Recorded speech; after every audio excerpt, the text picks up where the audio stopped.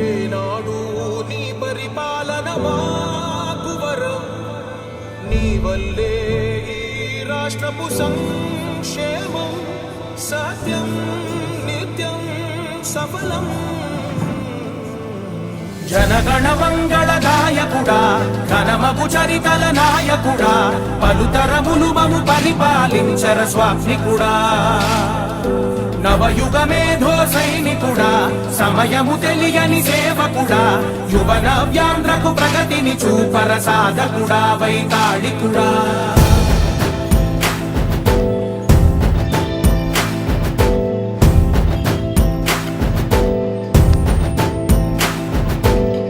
ప్రతి ఇల్లు నిన్నే నిన్నే పిలిచింది, ప్రతి గడప నీకే స్వాగతమంటోంది, ప్రతి మనసు నువ్వే గెలవాలంటోంది. పెద్ద కొడుకు నీవై తోడున్నావు చాలు, జరుగుతుంది మాకు మేలు మేలు. ఇంటి పెద్ద నీవై నిలిచి ఉంటే చాలు, వెళ్ళి విరిసి పోవ రాష్ట్రమంతటా శాంతి క్రాంతి సంతోషాలు.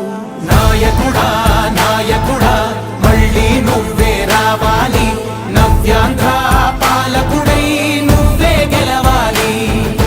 నాయకుడా నాయకుడా అలాగే తెలుగుదేశం కార్యకర్తలకు, బాలకృష్ణ అభిమానులకు, ఎన్టీఆర్ అభిమానులకు, జూనియర్ ఎన్టీఆర్ అభిమానులందరికీ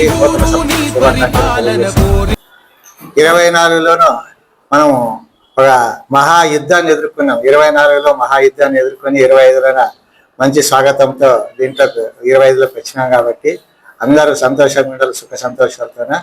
అలాగే రాబోయే కాలంలో కూడా చంద్రబాబు పరిపాలనలోన ఇప్పటికే కొన్ని అభివృద్ధులు చూస్తూ వచ్చినారు. చిన్న చిన్నవి అయితేనేమి, సంక్షేమ పథకాలు అయితేనేమి, ఇంకా రాబోయే కాలంలో కూడా ఒక అభివృద్ధి దిశలో అయితేనేమి, సంక్షేమ పథకాలు అయితేనేమి, అన్నింటిలోనే కూడా ఏ ఒక్కటి వెనక ఆడుకోకున్నట్ల ముందుకు నడిపిస్తాడని మన అందరి తరఫున ఆయనకు ఆశిస్తున్నాము.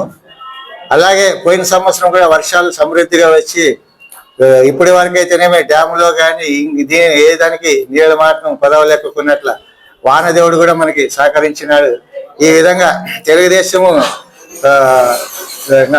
రావడానికి ఇవన్నీ కూడా మనకి తోడుగా ఉంచి చంద్రబాబుకి సహకరించినారు. కాబట్టి మనమందరూ ఆ దేవునికి అలాగే నియోజకవర్గ ప్రజలందరికీ హృదయపూర్వక ధన్యవాదాలు తెలియజేస్తున్నాం.